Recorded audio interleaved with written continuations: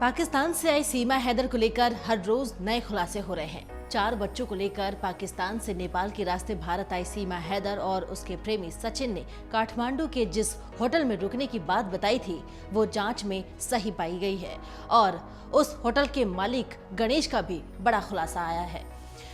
सचिन और सीमा होटल में जरूर आए थे, लेकिन दोनों अलग अलग। पहले दिन सचिन ने आकर होटल बुक कराया था, जिसके अगले ही दिन सीमा होटल आई थी। दोनों होटल से अलग अलग निकले भी थे। सीमा के साथ उसके 4 बच्चे जो हैं वो नहीं थे और ये अपने आप में एक बड़ा सवाल है कि आखिर 7 दिनों तक सीमा के बच्चे कहाँ थे। अगर नेपाल आए भी थे तो ये कहाँ रुके हुए थे, कौन इनकी मदद कर रहा था।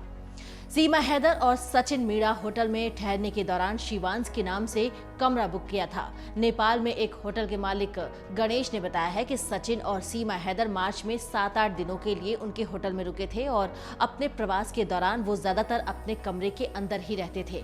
कभी कभी शाम को बाहर जाते थे और रात 9:30 या 10 के आसपास होटल बंद करने के कारण वो जल्दी लौट आते थे। सचिन ने होटल में अपना नाम भी गलत बताया था। सचिन ने होटल पहले से बुक कर लिया था और होटल के कर्मचारी को सूचित किया गया था कि उनकी पत्नी सीमा अगले दिन उनके साथ आएंगी। उन्होंने कहा कि प्लान के अनुसार सीमा पहुंची भी और वो दोनों बिना किसी बच्चे के अलग अलग चले गए। उन्होंने कहा कि सचिन ने होटल में ठहरने के दौरान शिवांश नाम का इस्तेमाल किया था और उन्होंने पेमेंट के लिए भारतीय रुपए का इस्तेमाल किया था। उनको बार बार पूछना भी अच्छा नहीं है, तो रूम में आते बैठते और जाने टाइम चेकआउट करते जाते। तो हम लोग ने उनका नाम, जो नेपाली कस्टमर है, तो हम लोग एंट्री करते वक्त नंबर, उनका नाम, कहाँ से आया वो रखते। तो इंडिया से आया तो डायरेक्ट हम लोग इंडिया और उनका नाम लिखते तो रख देते। तो ज़्यादा से ज़्यादा लोग मंदिर पशुपतिनाथ दर्शन करने के लिए आते तो केयर भी नहीं करते। तो हमको जब न्यूज़ में दिखा तो मालूम पड़ा, हाँ वो लोग सीमा सचिन था। वो लोग जब एंट्री किया था दूसरे नाम से किया था। वो लोग का शिवांश त के छ है नाम चाहिँ शिवांश। यो त्यही रेटको हो अनि अब अरू त त्यस्तो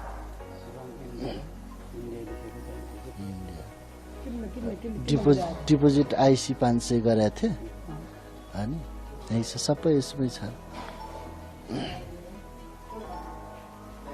उन लोगों ने इस होटल पे पेमेंट कैश किया था या कार्ड? कैश किया था, इंडियन करेंसी। उस टाइम में इंडिया में जो 2000 का बैन नहीं हुआ था तो हम लोग एक्सेप्ट करते थे। जब 2000 रुपीज़ उधर बैन हुआ तो हम लोग ने भी अभी एक्सेप्ट नहीं करते इंडियन करेंसी। बता दें कि उत्तर प्रदेश पुलिस के आतंकवाद निरोधी दस्ते ने सीमा हैदर से मंगलवार को मुलाकात करके नेपाल के रास्ते भारत में उसके प्रवेश और अन्य विवरणों के बारे में 12 घंटे तक पूछताछ की थी। नेपाल में सीमा ने बच्चों को कहां छोड़ा, इस सवाल पर सीमा का कहना था कि नेपाल आने से पहले उसने अपने 4 बच्चों को अपनी बहन के यहाँ छोड़ा था। वो बहन कौन है अभी इसका खुलासा नहीं हो पाया है, लेकिन जल्द ही उसके खुलासे किए जाएंगे। सीमा सचिन काठमांडू के जिस होटल में रुके थे वहां के मालिक गणेश का दावा है कि यूपी निवासी सचिन और पाकिस्तानी नागरिक सीमा हैदर मार्च महीने में उनके होटल में आए थे। करीब 7-8 दिन रुके भी थे। साथ समय बिताने के बाद वो चले भी गए। होटल मालिक का कहना है कि ज्यादातर समय सचिन मीणा कमरे के अंदर ही रहते थे। शाम को कभी कभी बाहर जाते थे और जल्द ही लौट आते थे। होटल मालिक के अनुसार सचिन पहले यहाँ आया और होटल बुक कराया। उन्होंने बताया कि उनकी पत्नी, जो कि सचिन ये दावा कर रहा है कि उसकी पत्नी सीमा अगले दिन साथ आएगी और अगले दिन सीमा आ भी जाती है। जाने के समय सीमा पहले चली गई और सचिन उसके अगले दिन गया। केवल सचिन और सीमा ही होटल में आए थे। सीमा के साथ कोई बच्चा नहीं था। होटल में सचिन ने अपना नाम शिवांश दर्ज कराया था और भुगतान के सवाल पर भी होटल मालिक ने बताया कि सचिन ने भारतीय नोटों में नकद भुगतान किया था।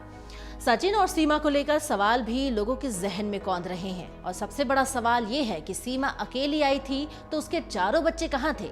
सचिन ने होटल में गलत नाम क्यों बताया, दोनों अलग अलग होटल में क्यों गए और वापसी भी अलग अलग ही की।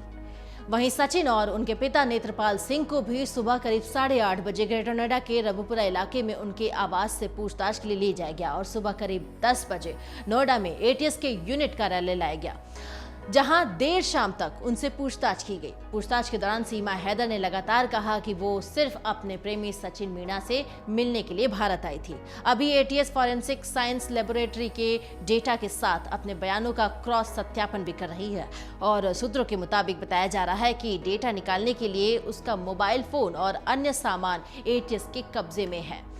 इस मामले पर एडीजी प्रशांत कुमार ने कहा कि जब तक पर्याप्त सबूत नहीं मिलते तब तक कुछ भी नहीं कह सकते। जांच में शामिल यूपी पुलिस ने कहा कि जासूसी में उसकी संलिप्तता पर संदेह नहीं किया जा सकता। हालांकि अभी भी निश्चित निष्कर्ष पर पहुंचना जल्दबाजी होगी। स्थानीय पुलिस विदेशी अधिनियम के तहत दर्ज मामले की अलग अलग तरीके से जांच भी कर रही है और अभी तक आरोप पत्र दाखिल नहीं किया है।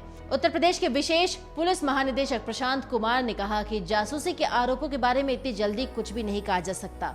मामला 2 देशों से जुड़ा हुआ है और जब तक हमारे पर्याप्त सबूत हमें नहीं मिल जाते तब तक इस संबंध में कुछ भी कहना उचित नहीं होगा। इसके अलावा सुरक्षा चूक पर चिंताओं का भी बचाव किया और कहा कि वहां पासपोर्ट की जरूरत नहीं है, किसी के चेहरे पर कुछ लिखा नहीं है। कुमार ने यह भी कहा कि सीमा हैदर भारत में कैसे घुसी, इसकी जांच के लिए कोई टीम नेपाल नहीं भेजी जा रही है। सीमा हैदर जिसकी उम्र 30 साल है और सचिन जिसकी उम्र 22 साल है, शुरू में 4 जुलाई को ग्रेटर नोएडा के स्थानीय पुलिस ने उन्हें गिरफ्तार किया था, लेकिन बाद में 7 जुलाई को एक अदालत ने उन्हें जमानत भी दे दी। अमर उजाला अब आपके टीवी पर भी। अपने स्मार्ट टीवी पर यूट्यूब पर सर्च करें अमर उजाला, चैनल सब्सक्राइब करें और देखें ताज़ा खबरें, वो भी HD क्वालिटी में। और हाँ, बेल आइकन दबाना ना भूलें ताकि हर खबर हो आपके घर। अमर उजाला, निष्पक्ष, निर्भीक, निरंतर।